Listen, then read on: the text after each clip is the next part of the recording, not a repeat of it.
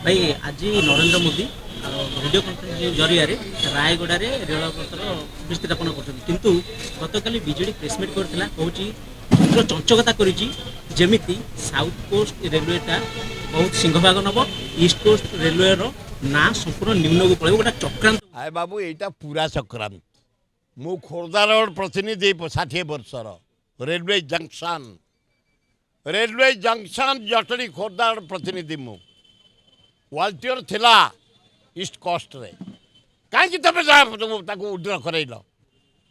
गोटे आमको धुआ बाण तुम देखुच रायगड़ा करी आज शुभ दब हाँ नरेंद्र मोदी चलाखी देखा तुम चाह बेकाली तुम कौन चलाखी आमको देखेब ब्रिटिश कहीं रखी चला भाईजाग को ईस्ट कोस्ट रे एठे खनि अंचल एठे विशेषतः गुड्स ट्रेन चले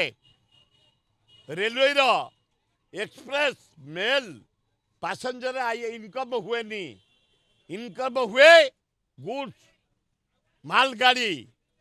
क्रोम बक्साइट अभ्र मांगानिजी कोयला लुहा पत्थर पैसा आदाय कर रेलवे क्षेत्र ये ट्रेन जो पैसेंजर अधे बिना टिकट जाए मुझे तो बिना टिकट जाए